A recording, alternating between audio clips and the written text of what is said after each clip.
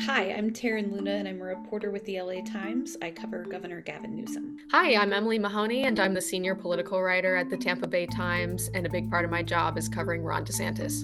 We're here today because the two governors are debating on Thursday on Fox. If you're interested in watching the debate, it's Thursday at 6 p.m. Pacific Time, 9 p.m. Eastern on Fox News. It will be shot out of Georgia, of all places. Yep, and hosted by Sean Hannity, so it should be interesting. We got here today essentially because if you've been covering politics or watching politics at all, you will be well aware that Governor DeSantis and Governor Newsom are polar opposites, and the debate will be about kind of the future of the country and two different visions for America. So, one which would be more progressive from Newsom's perspective and from Newsom's camp, and the other from Florida Governor DeSantis, which would be considerably more conservative. And of course, there's all the political backdrop of DeSantis running for president and needing to boost his profile and boost the media attention that he's getting. And Newsom volunteered to help him with that for the night, and I'm sure get something out of it as well, which we'll talk about. Right. So, in California, Governor DeSantis is seen as someone to the right of Trump, largely because he's running that way, and because Governor Newsom has sought to define Governor DeSantis for Californians. So he's seen as someone who's against a woman's right to choose, and somebody who was supporting of banning books and the like, and more conservative on LGBTQ rights and transgender rights. So help me understand who Governor DeSantis is in Florida.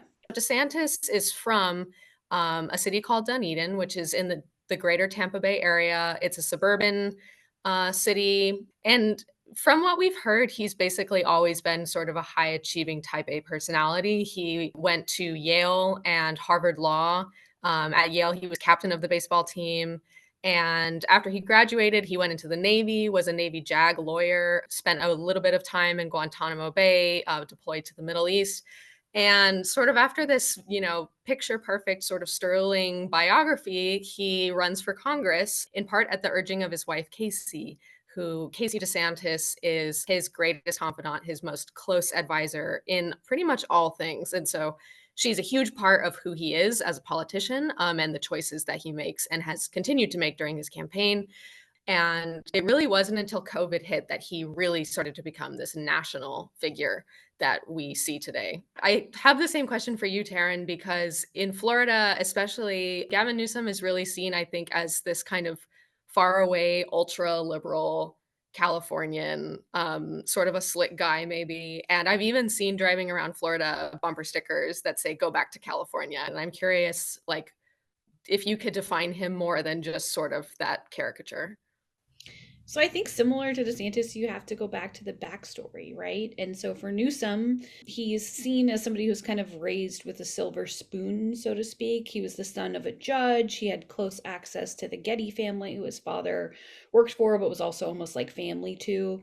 So he, in summers got to take trips to Africa and things like that. But if you talk to him, he feels like his upbringing was much different than kind of the public perception. So he was largely raised by his mother as a single mother. They struggled to make ends meet at times.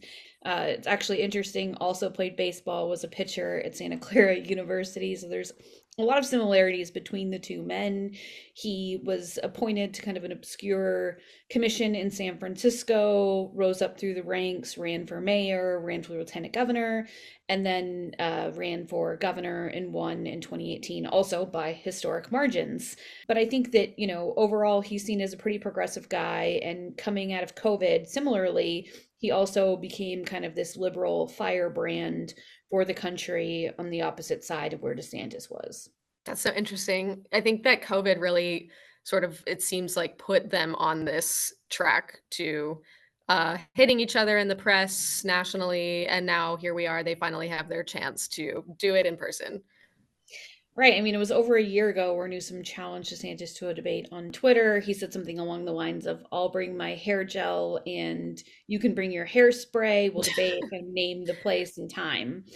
It is really interesting, as you mentioned, COVID, because I do think that they both became these polar opposites through COVID and really kind of that was the setup for this moment in a lot of ways.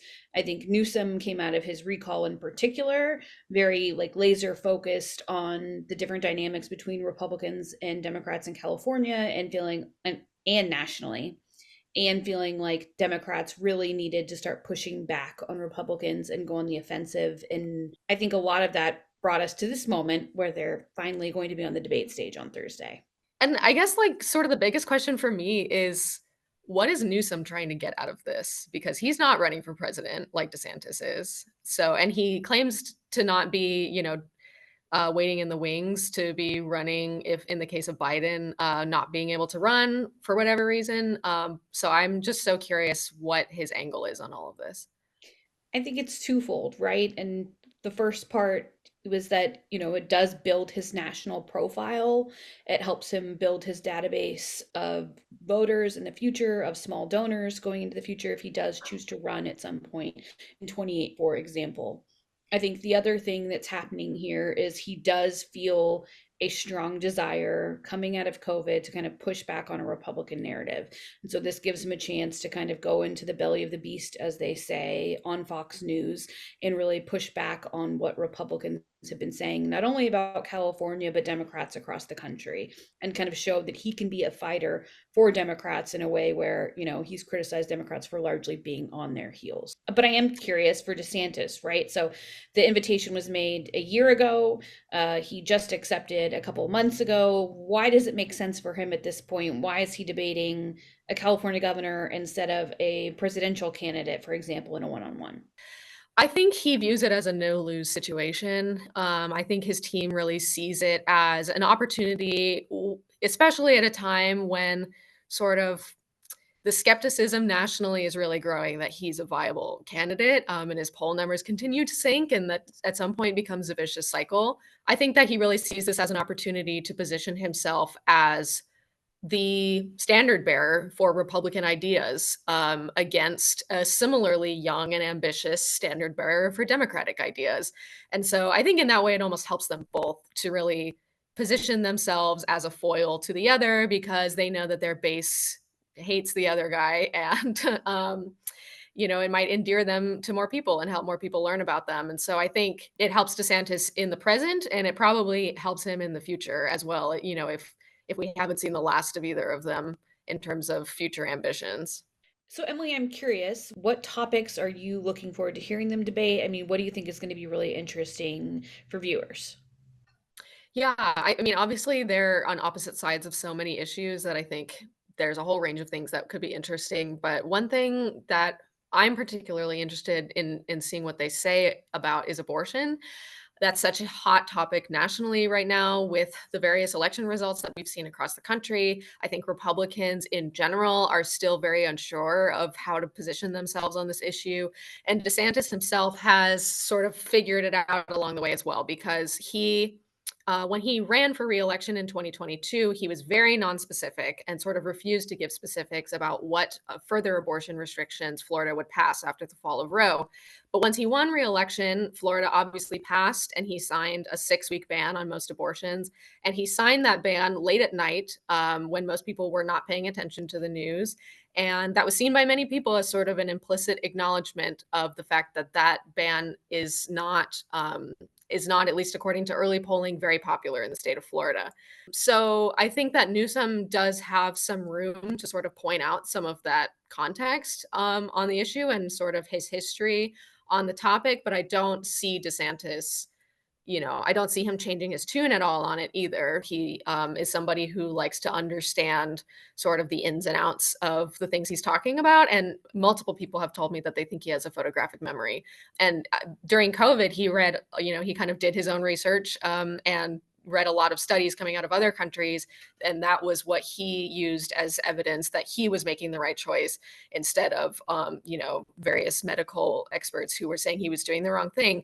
And so I think that he will also bring a similar attitude to the debate in that I wouldn't be surprised if both of them have, plenty of statistics ready to go to use as a weapon against the other. But yeah, I'm curious how you think Newsom will do, because unlike DeSantis, he hasn't gotten all the practice of all these presidential debates so far. Yeah, your answer made me think about just so many similarities between these two. So Newsom also doesn't do a lot of sit-down interviews with mainstream outlets.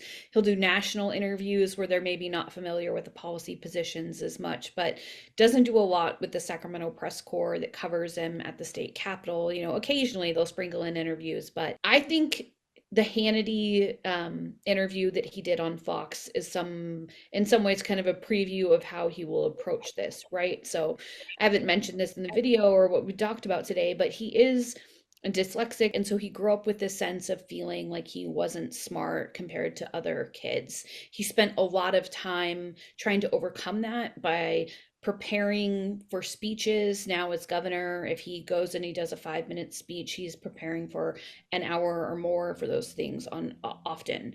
And so he really tries to master the content that he's speaking about before he goes up on a stage and makes himself kind of vulnerable in some ways, right? So it's really interesting. He kind of describes it as something that started off as a hindrance and a problem that he's turned into a superpower because he's always incredibly well prepared. He knows the facts. So he really studies his materials. He knows what he's talking about. So I expect him to be doing a lot of debate prep this week, from what I've heard, also that they're doing, and that he will really, be mastering facts about DeSantis, details about DeSantis, and then also topically as much as possible so that he would not be caught surprised by any means. Totally. Well, there's lots to watch for, and we'll both be watching, I'm sure. We will. I may be texting you too. Definitely.